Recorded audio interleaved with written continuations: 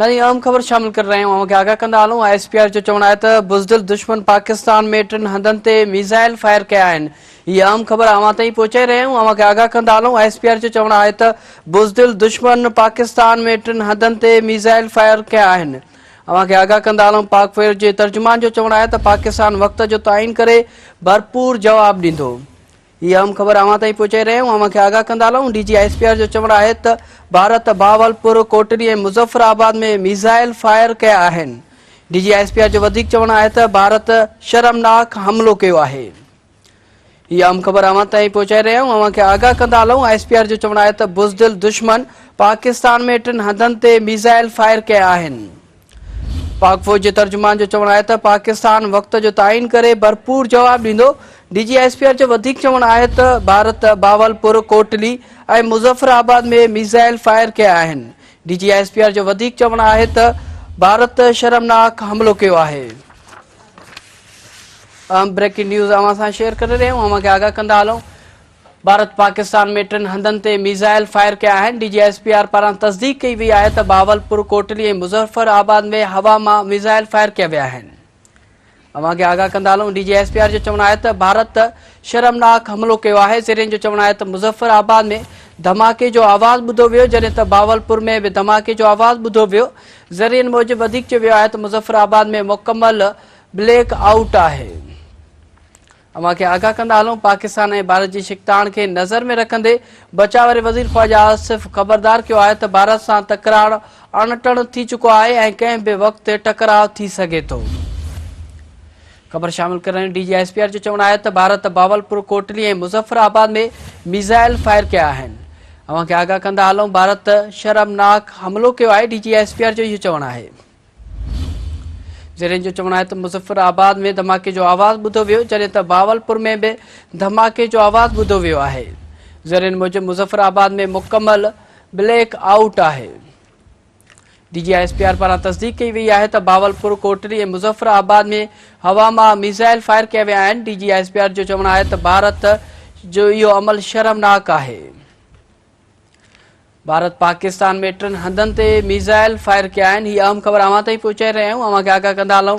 DG ISPR तस्दीक कई आहे त बावलपुर कोटली ऐं मुज़फ़राबाद में हवा मां मिसाइल फायर कया विया आहिनि। DG ISPR जो चवण आहे त भारत जो इहो अमल शर्मनाक आहे। ज़रीअनि जो चवण आहे त मुज़फ़राबाद में धमाके जो आवाज़ ॿुधो वियो आहे, जॾहिं त बावलपुर में बि धमाके जो आवाज़ ॿुधो वियो आहे। आगाह कंदा हलूं। ज़रीअनि मूजिबि मुज़फ़राबाद में मुकमल ब्लैक आउट आहे। पाकिस्तान ऐं भारत जी शिकताण खे नज़र में रखंदे बचाव वारे वज़ीर ख़्वाजा आसिफ ख़बरदार कयो आहे त भारत सां तकरार अणटण थी चुको आहे ऐं कंहिं बि वक़्तु टकराव थी सघे थो। DG ISPR जो चवण आहे त DG ISPR तस्दीक कई आहे त बावलपुर कोटली ऐं मुज़फ़राबाद में हवा मां मिसाइल फायर कया विया आहिनि। DG ISPR जो चवण आहे त भारत जो इहो अमल शर्मनाक आहे। DG ISPR चयो त भारत जो इहो अमल शर्मनाक आहे। ISPR जो वधीक चवण आहे त बुज़दिल दुश्मन पाकिस्तान में 3 हंधनि ते मिसाइल फायर कया आहिनि। पाक फौज जो चवण आहे त पाकिस्तान वक़्त जो तइन करे भरपूर जवाब ॾींदो। DG ISPR जो वधीक चवण आहे त भारत बावलपुर कोटली ऐं मुज़फ़राबाद में मिसाइल फायर कया आहिनि। DG ISPR जो वधीक चवण आहे त भारत शर्मनाक हमलो कयो आहे। DG ISPR पारां तस्दीक कई आहे त बावलपुर कोटली ऐं मुज़फ़राबाद में हवा मां मिसाइल फायर कया विया आहिनि। भारत पाकिस्तान में 3 हंधनि ते मिसाइल फायर कया आहिनि। हीअ अहम ख़बर अवां ताईं पहुचाए रहिया आहियूं। भारत पाकिस्तान में 3 हंधनि ते मिसाइल फायर कया आहिनि। आगाह कंदा हलूं। ज़रीअनि जो चवण आहे त मुज़फ़राबाद में धमाके जो आवाज़ ॿुधो वियो आहे, जॾहिं त बावलपुर में बि धमाके जो आवाज़ ॿुधो वियो आहे। ज़रीअनि मूजिबि मुज़फ़राबाद में मुकमल ब्लैक आउट आहे। पाकिस्तान ऐं भारत जी शिकताण खे नज़र में रखंदे बचाव वारे वज़ीर ख़्वाजा आसिफ ख़बरदार कयो आहे त भारत सां तकरार अणटण थी चुको आहे ऐं कंहिं बि वक़्तु टकराव थी सघे थो। हीअ अहम ख़बर अवां ताईं पहुचाए रहिया आहियूं। आगाह कंदा हलूं। भारत पाकिस्तान में 3 हंधनि ते मिसाइल फायर कया आहिनि।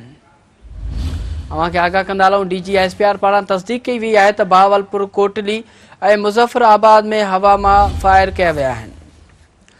DG ISPR जो चवण आहे त बुज़दिल दुश्मन पाकिस्तान में 3 हंधनि ते मिसाइल फायर कया आहिनि।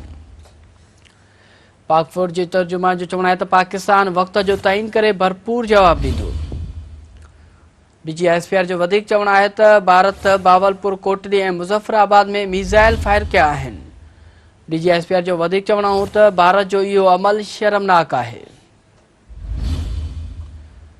ISPR जो वधीक चवण आहे त बुज़दिल दुश्मन पाकिस्तान में 3 हंधनि ते मीज़ाइल फायर कया आहिनि। ज़रीन जो चवण आहे त मुज़फ़राबाद में धमाके जो आवाज़ ॿुधो वियो आहे, जॾहिं त बावलपुर में बि धमाके जो आवाज़ ॿुधो वियो आहे।